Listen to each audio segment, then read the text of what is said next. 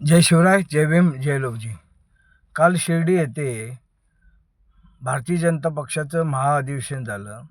त्याच्यामध्ये भारतीय जनता पार्टीचे राष्ट्रीय अध्यक्ष जे पी नड्डा होते आणि माजी तडीपार भारताचे गृहमंत्री अमित शहा होते. अनाजी पंत मुख्यमंत्री, आत्ताचे गृहमंत्री देवेंद्र फडणवीस होते आणि अन्य नेते होते. पण त्यांनी तिथं प्रामुख्याने सांगितलं की आपण तिसऱ्यांदा या महाराष्ट्रामध्ये 100+ आपण जागा जिंकल्यात आणि भारतामध्ये 6वं राज्य आहे की तिथं आपण तिसऱ्यांदा आपण सत्तेत आलेलो आहेत. सर्वांनी तिथं कौतुक केलं महाअधिवेशनात की भारतीय जनता पार्टी कशी आता देशामध्ये आपण एक झालेलो आहोत. आपली लोकसंख्या आपण भारतीय जनतेची कशी जास्त करतोय, पण ते विसरले नाही आहेत. अमित शहा विसरले नाही, मुख्यमंत्री विसरले नाही देवेंद्र फडणवीस.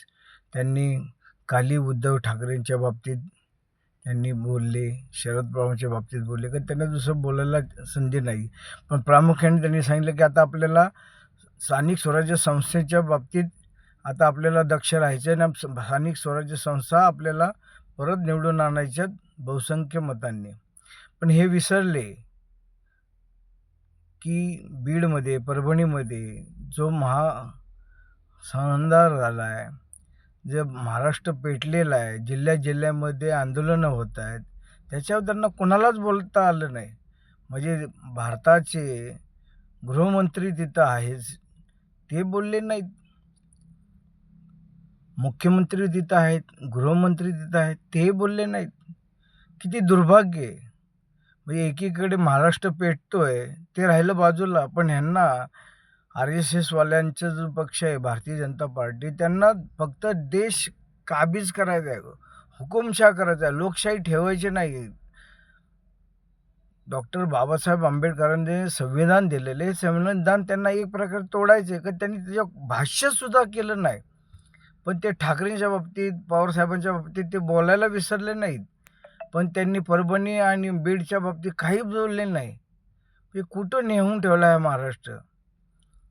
तुम्ही बाकीच्या गोष्टी बोलता, पण तुम्ही वाल्मिकी बाबतीत बोलत नाही. बाकीच्या लोकांना तुम्ही मोका लावला. वाल्मिकीवर एवढे कडक सगळे पुरावे सादर होत आहेत, सगळं होतं, पण तुम्ही त्याच्यावर 302 करत नाही. त्याच्यावर तुम्ही साधा गुन्हा दाखल करत, त्याच्यावर मोका दाखल करत नाही. अहो, त्याच्या ड्रायव्हरवर, त्याच्या कर्मचाऱ्यांवर कोट्यवधीची प्रॉपर्टी तिथं सादर होते, पण त्याच्यावर काय बोलत नाही. ईडी त्याच्यावर नुसती कारवाई करते, पण काय होत नाही. Shame on you. तुम्ही काल अधिवेशन घेतलं, तुम्ही सांगितलं शिर्डीच्या साईबाबांकडे श्रद्धांसोबत फल मिठा होत आहे. हा फल मिठा आहे? या महाराष्ट्राच्या जनतेला हे फल मिठा दाखवत आहे तुम्ही? एकाला एक नाही, एकाला एक नाही. फडणवीस साहेब, अमित शहाजी, आपण हे चुकीचं करताय.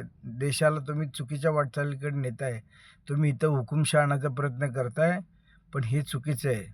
ही मायबाप गोरगरीब जनता ही ऐकून घेणार नाही, हे लक्षात ठेवा. आणि आम्ही महाविकास आघाडीचे घटक आहोत, त्यामुळे आपला निषेध करतो, हे लक्षात ठेवा. जय भीम, जय लवजी, जय महाराष्ट्र.